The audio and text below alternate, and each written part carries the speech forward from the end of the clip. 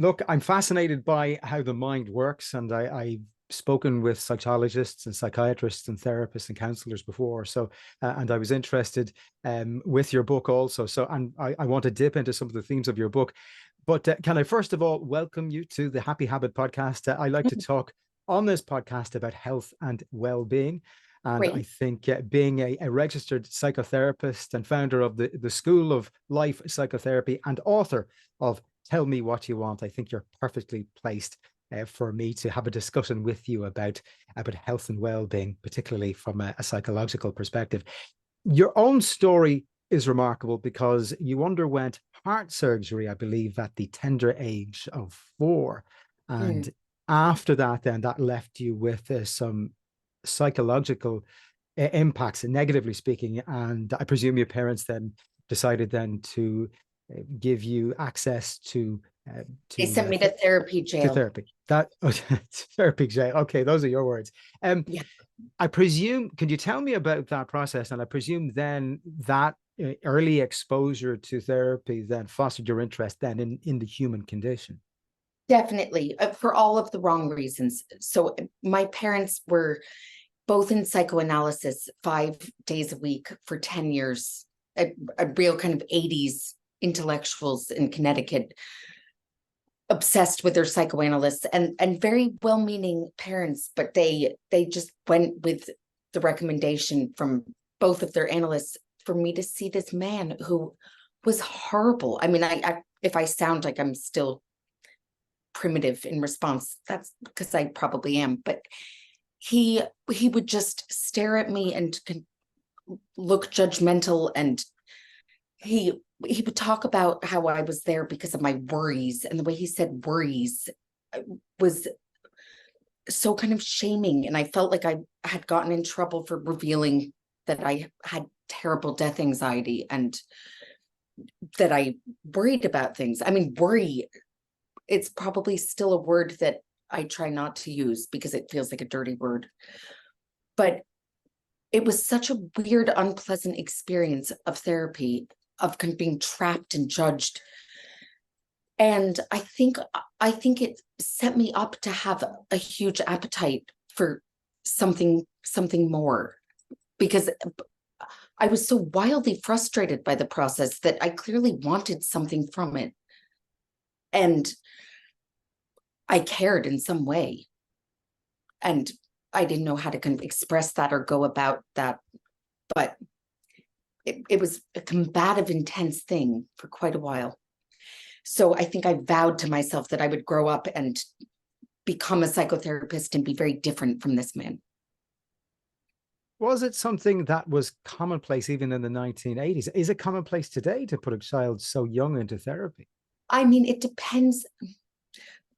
You live in Ireland. I'm assuming my husband is Irish, and I don't think it would be commonplace there at all to No. go to psychoanalysis as a 6-year-old. And he was quite psychoanalytic as well, and wouldn't speak for entire sessions. And I don't think there's anything normal about it, but I think my parents were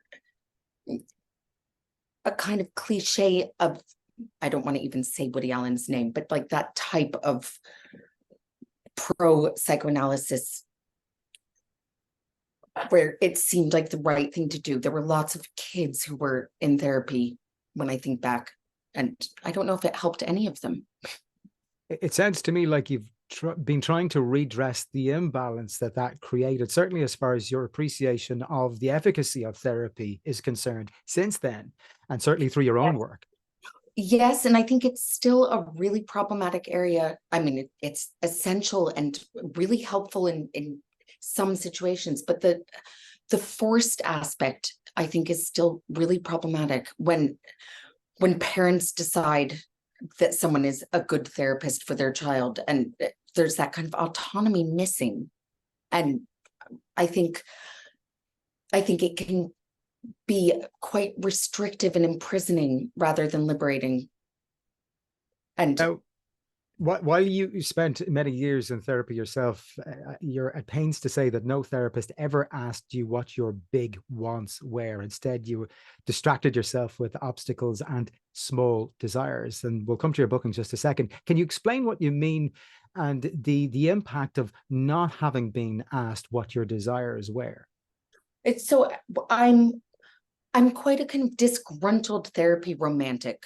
I think I've always longed for a therapist to get me and to kind of ask me daring questions that make me come alive and that call me out on all of my many flaws and deceptions, and then it is just this frustrating, slightly disappointing process in various ways. And I know I sound quite kind of downbeat to be saying that about my work, but there is something too stultifying and kind of slow going about the process a lot of the time, I think. And I feel like there is so much potential for therapy to be transformative and incredibly reparative, but it needs to provoke something. It needs to be energetic and disruptive and not just kind of lean into the problems and kind of go at a snail pace. And I think, unfortunately, I've found a lot of therapists in my own personal experience who do just that. They were the source of your frustration. The 12 desires that you lay out in your book, Tell Me What You Want, are drawn from your real experiences as a practicing therapist, dealing with countless numbers of clients down through the years. And indeed, the sense that I get from the book is that it's like being a fly on the wall of a therapy session with your clients. How common are the desires? And we'll come to the desires in a second, but how common are the desires you catalog in your book? I think they are very common, but we often don't give ourselves permission to talk about them unless we're prompted to. So the desires I wrote about have been recurring themes in my work with people from all walks of life and at every age as well. But it's been a kind of treasure hunt to get to the desires themselves. Like it doesn't feel natural a lot of the time for people to talk about their longings in therapy unless they know that that's okay. I think we're mostly programmed to think that therapy is a space for talking about our problems and our obstacles, but not what we would actually like getting past that. If I can come to the first of the desires, and this will certainly resonate with most people, the desire to love and to be loved. It's one of the most fundamental human desires, human urges. Can you discuss that and the importance of that, and how, when that is flawed or when it's interfered with in some way, the damage then that can create in a client that you would see? I mean, I think that love is a challenge for everyone and a deep desire for everyone, however disconnected we might be from it. I think it's universal, and we are constitutionally able to love, and it's how we know that we have significance and that we're cared for, and it's our sense of meaning. And I think it's never straightforward for anyone, and it's a kind of impossible challenge that's worthwhile, but I don't think it's something that can be solved.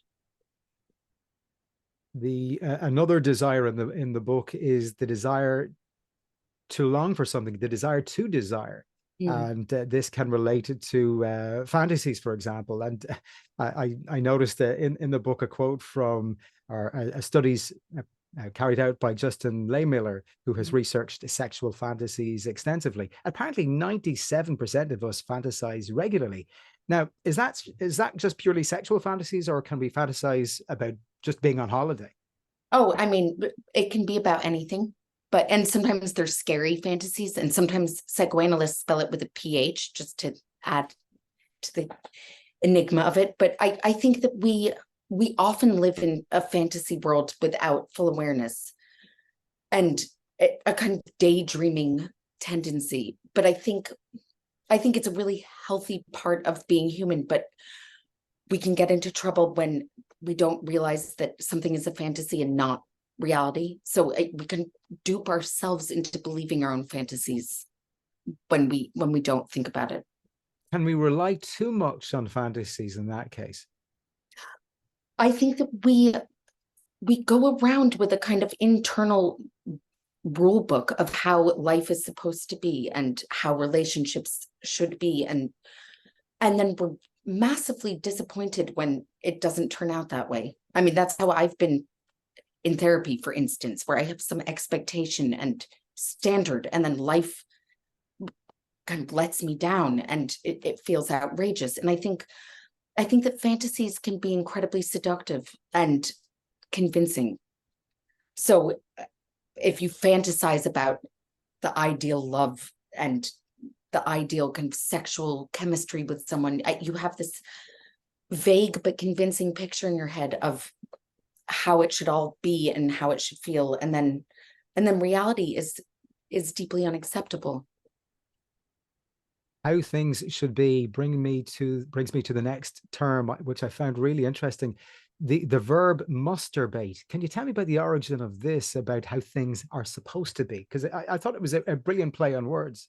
I mean, I didn't come up with masturbate. It was Albert Ellis who came up with it, and he was a very cantankerous character who used to shout at people. He would do live therapy on stage with a big audience in New York.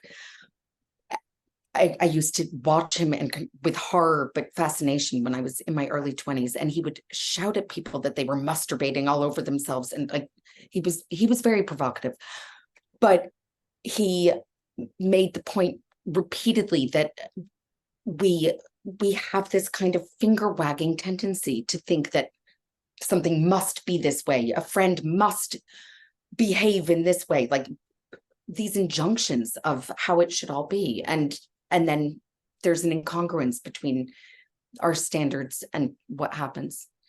So I think that being aware of our masturbating tendencies can really spare us from the kind of surprise when life doesn't cooperate. I've spoken before on this podcast about language and about words that really are very, very unhelpful. And one of those words is should.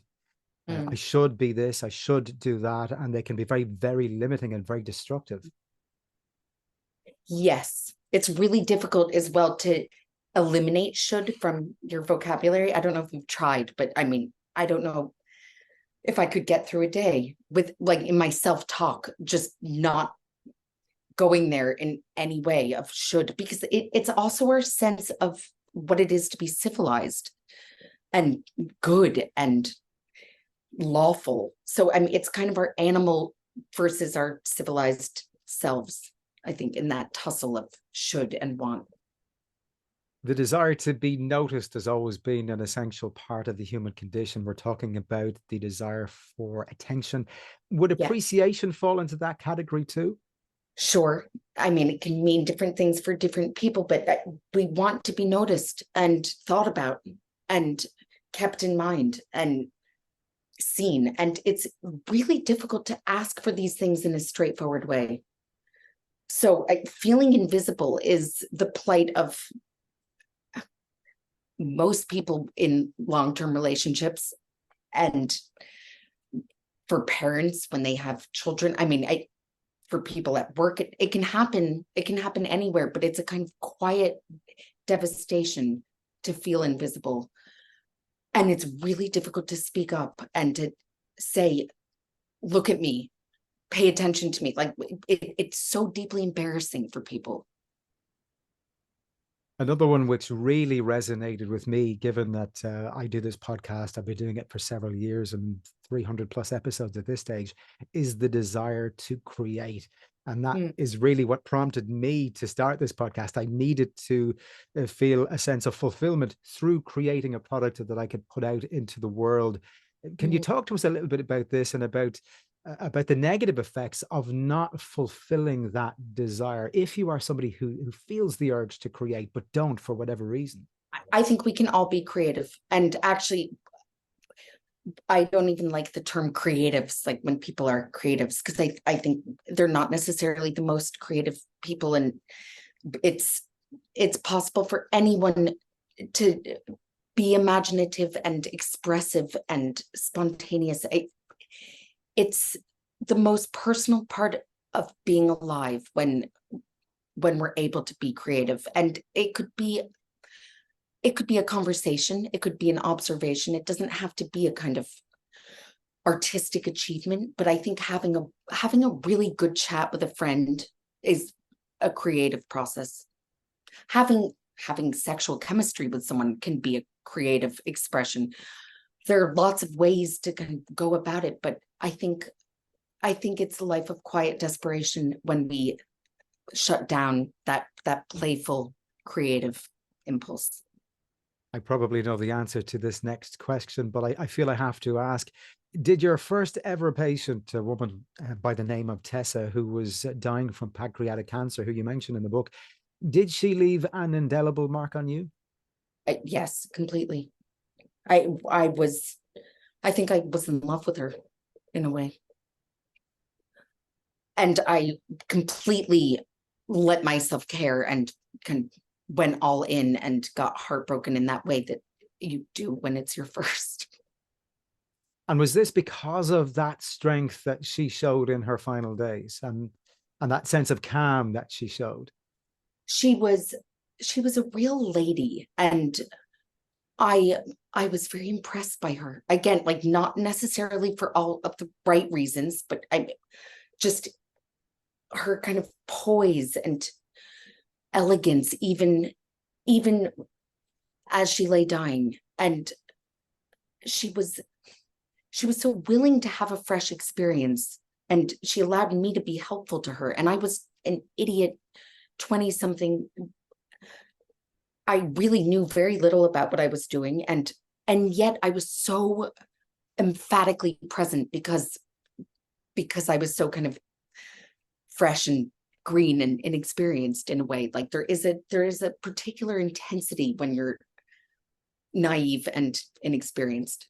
So I was really conscious and engaged. Like I probably did okay work with her, but in a very unpolished way. And essentially she taught me about the limitations of what anyone can do, because she was dying and I couldn't save her.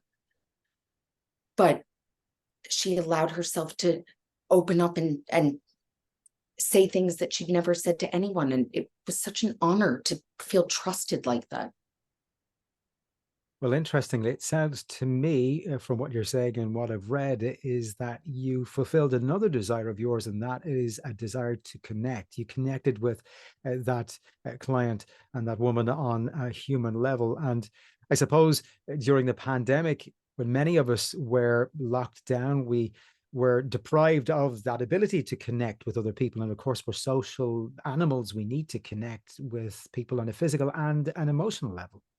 Yes. Yeah. I mean, I think I'm a connection nymphomaniac, actually, but I think it's really important to also admit when a connection isn't happening, because disconnection is so kind of insulting to those of us who love connecting, like feeling that you're just not reaching someone, or there's no rapport, or the chemistry is off. Like I think those moments can be really disorienting, and yet it's really helpful to be able to admit it just internally when things go wrong all And the would time.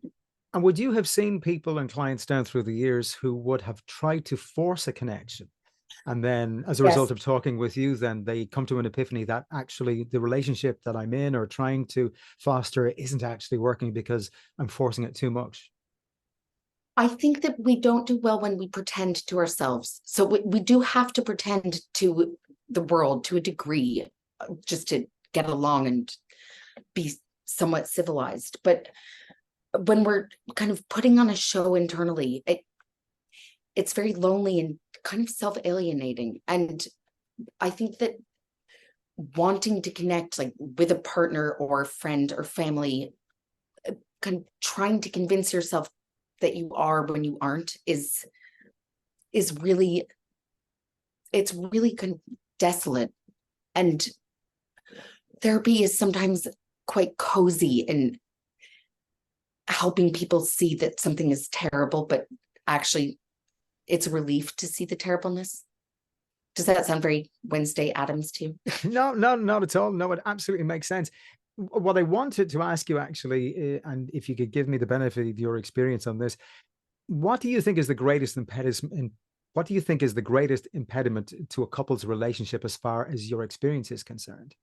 Is it that? There's so many. Right, but where desires are concerned, do desires have to be communicated? Do they have to be the same, or? Desire and love are not always on the same page. And I think one of the biggest myths is the expectation that sexual desire will match appropriate moral choosing. Like there's this shock when it turns out not to work that way, when the person who is kind of safe and secure and lovely is not the person you're fantasizing about sexually. And I think that it comes as a big surprise for most of us. I mean, you tell me, does that sound surprising to you? No, not at all. No, it makes sense. But I just wanted the benefit of hearing it from your experienced lips. Could I also, sorry, could I also ask you, if somebody, because we're talking about desires here that feature in your book, and if somebody doesn't know what their desires are, if they simply don't know what they want, how do they go about discovering what their desires are? I think that we can approach desire from different directions, and sometimes going through the back door is more helpful. So ask yourself what most annoys you and what is a source of agitation and frustration and disappointment.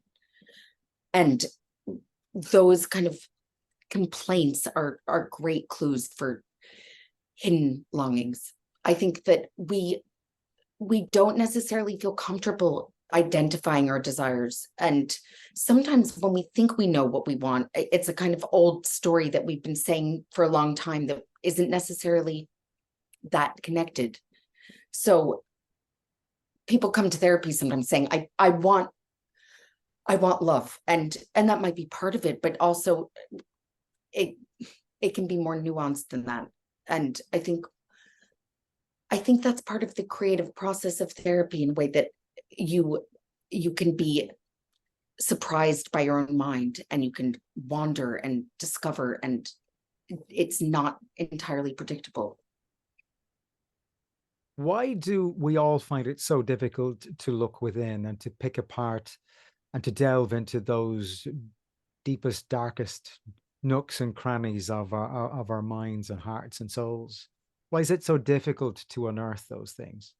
I think that we are so socialized to feel shame and pride, and manners pulls us away from our innermost desires. So even the way we talk about wanting something in a restaurant, like I would like, or could I please have, like there's something about the directness of wanting that is a savage feeling and kind of dangerous feeling at the same time that we're excited by desire. So we are essentially conflicted about wanting and feeling passionate, and it's kind of exciting and scary, and we are vulnerable.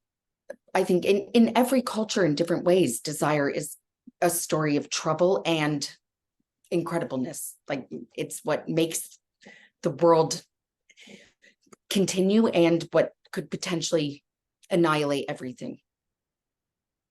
Just more generally on the subject of therapy, what do you think are the most common misconceptions that people have whenever they arrive into a therapy session with yourself? I think that the belief that therapy is just about problems is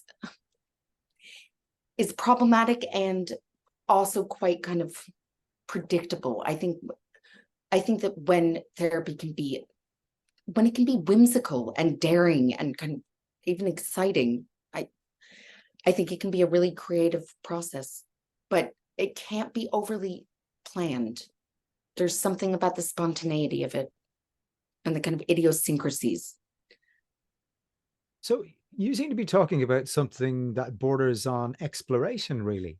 Mm.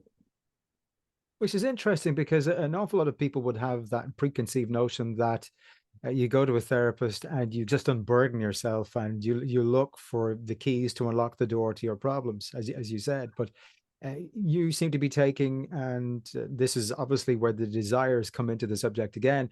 You're going on a journey, essentially, is what you're doing. Well, and it's unvarnished and it's quite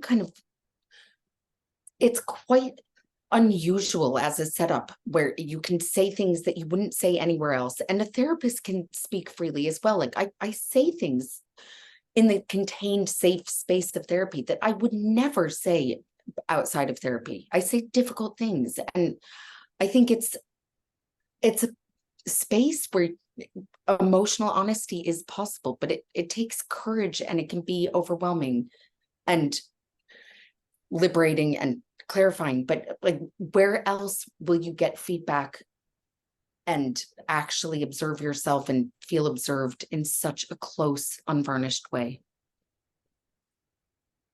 Being in a situation, an environment where you're listening to people constantly, whether you're trying to help them explore their inner world, their minds, or you're helping them to resolve whatever issues they may have, that must be taxing on you as a therapist. How do you cope with that demand on you emotionally and psychologically day to day?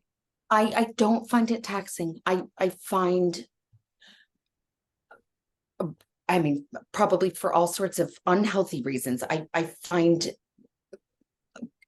a level of deep conversation much more comfortable than staying at the surface and kind of going through the motions of conversation, but not actually engaging. That sounds to me like small talk to you is a nightmare. I mean, small talk, sometimes I like small talk because it's so kind of charming and brief, but small talk can be surprising.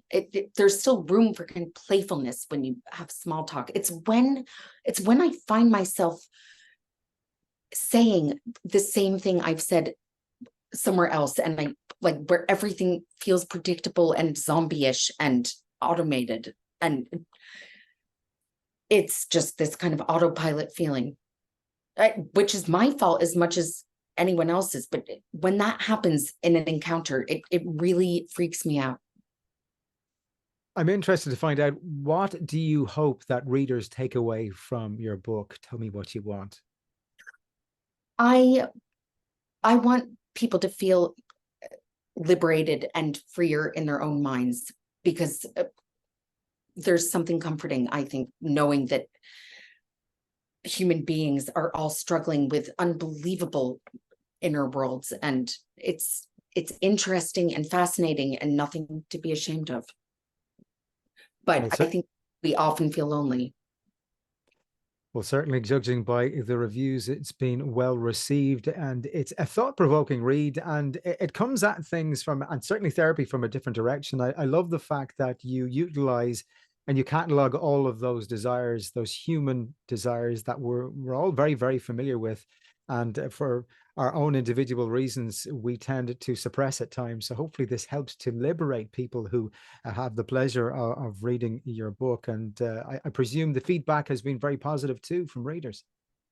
Yes, I mean, I think that sometimes we really overcomplicate things when it comes to desire. So with something like attention, if you want attention on your birthday, you could just say so to the people who love you in your life and see how that goes. I mean, there's something about the way we play games and kind of avoid and bat people away and then hope that our secret desires will be met. But we make life less satisfying than it could be. So I hope And we that make people life will. difficult for ourselves as well, I think. Yeah, we do. And then we're really shocked when we're not given trophies and can secretly rewarded for all the struggles we've put ourselves through. Well, Charlotte Fox Weber, it's an illuminating read, certainly an eye-opener. Charlotte Fox Weber, registered psychotherapist, founder of the School of Life of Psychotherapy, and author of Tell Me What You Want. Thank you so much for joining me on the podcast today.